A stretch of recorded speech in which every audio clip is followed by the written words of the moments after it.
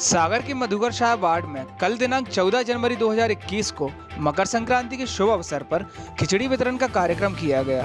इस कार्यक्रम में सागर विधायक शैलेंद्र जैन और भाजपा की जिलाध्यक्ष गौरव सिरोठिया ने भी उपस्थित होकर नगर वासियों को खिचड़ी वितरण करते हुए मकर संक्रांति की शुभकामनाएं दी एवं कोरोना वायरस की आने वाली वैक्सीन के बारे में सबको अवगत कराते हुए पिछले साल की तुलना में ये साल सभी के लिए अच्छा हो ऐसी शुभकामनाएं दी।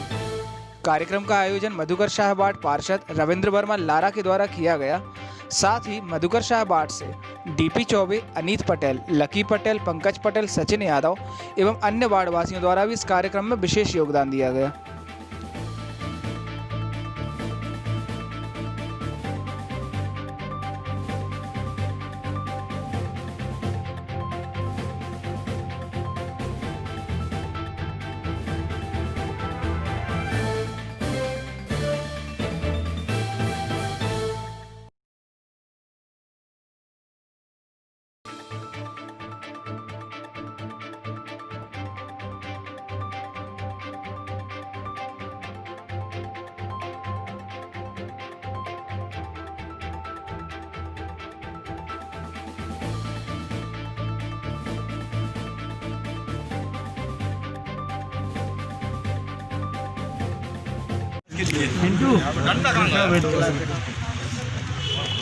इस मकर संक्रांति के अवसर पर सभी शहर वासियों को आप क्या संदेश देना चाहेंगे?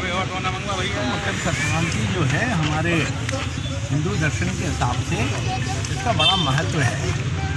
मकर संक्रांति से जो है सूर्य जो है मकर राशि में प्रवेश करते हैं और दक्षिणायन से उत्तरायण की ओर अग्रसर होते हैं। तो सर्दी का प्रकोप शनै शनै कम होने लगेगा। दिन जो है अभी छोटे होते थे, दिन बड़े होने लग जाएंगे और अधिक काम के वर्किंग आवर्स बढ़ जाएंगे, काम करने की घंटे बढ़ जाएंगे। और ये जो है इसको संधि काल चूँकि है ये, तो ये संधि काल में व्यक्तियों की इम्यूनिटी जो है वो बनी रहे और इम्यूनिटी में थोड़ा इजाफा हो, इस हेतु तिल का जो है इस्तेमाल करना और तिल का सेवन करने का हमारे शास्त्रों में, हमारे विज्ञान में उसका महत्व बताया गया है। तिल जो है आपकी इम्यूनिटी को बढ़ाने का काम करता है। तो तिल के व्यंजन खाए जाते हैं, लड्डू खाए जाते हैं, पट्टी खाई जाती है। और आज के दिन जो है खिचड़ी का भी बड़ा महत्व है।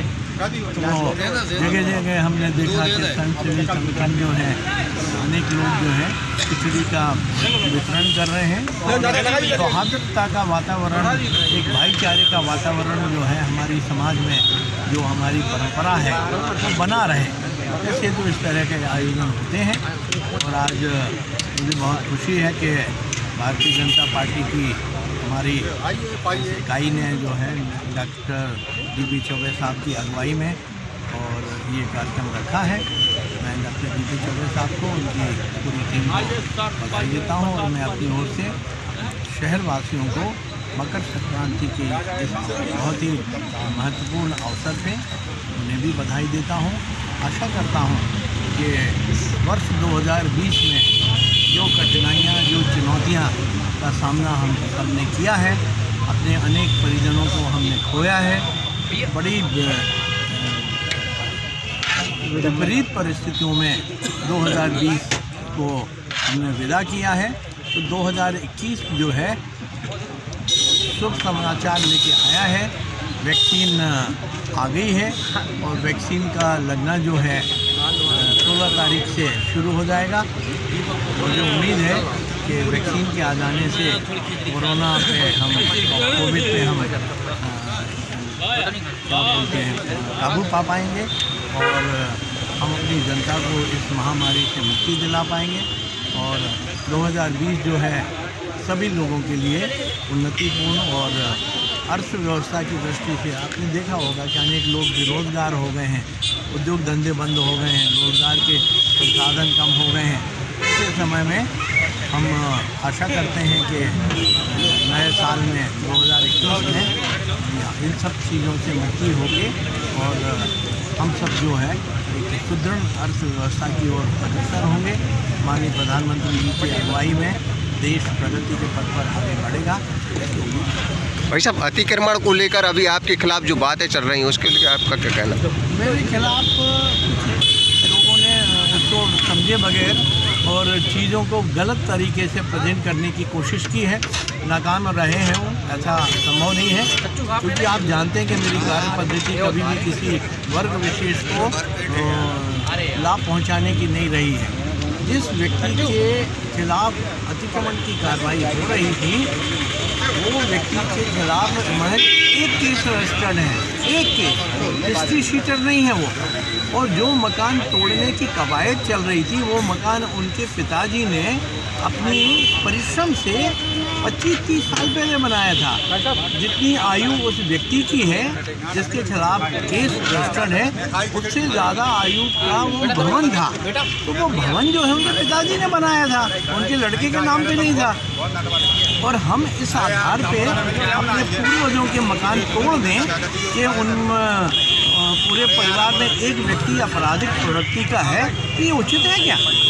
तो क्यों विरोध हो रहा है, मेरे को समझ में नहीं आ रही। मैं तो हर उस व्यक्ति के पक्ष में खड़ा हूँ जिस व्यक्ति के साथ अन्याय होगा।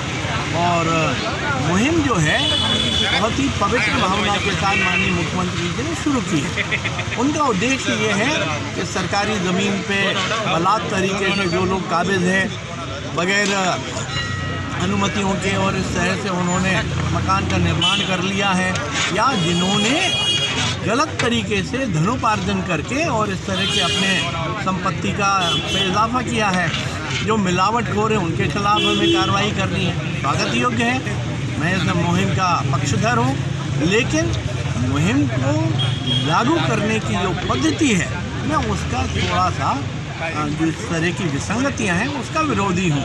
कि ऐसा नहीं होना चाहिए कि पूर्वजों के मकान से इस वजह से ढा दिया जाए कि उस मकान में आपराधिक प्रवृत्ति का कोई व्यक्ति भी साथ में रहता है। उस व्यक्ति के खिलाफ कुछ ढाबे हैं, तोड़ दिए गए, कोई बात नहीं, क्योंकि वो ढाबे उस व्यक्ति के नाम पे थे, लेकिन मकान पूर्वजों के नाम पे है, दादा के नाम पे है, परदादाओं के नाम पे है, पिताजी के नाम पे है। आप पूरे मकान को कैसे तोड़ सकते हैं?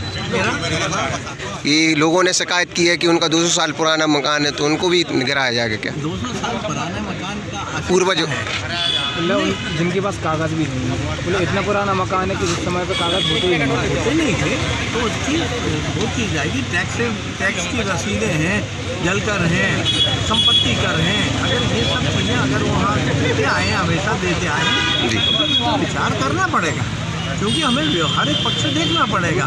हम बिल्कुल अंधे होके और कार्रवाई नहीं कर सकते, हमें विजिलेंट होके और प्रैक्टिकल होके कार्रवाई करना चाहिए। आज मकर संक्रांति के उपलक्ष्य में भारतीय जनता पार्टी जिला सागर की ओर से समस्त जिले के हमारी आम जनमानस को बहुत बहुत शुभकामनाएं। आज इसी हमारे उत्सव के साथ में आज हमने यहाँ खिचड़ी वितरण का कार्यक्रम रखा था। इसी के साथ सभी को बहुत बहुत पुनः शुभकामनाएं, मंगल कामनाएं।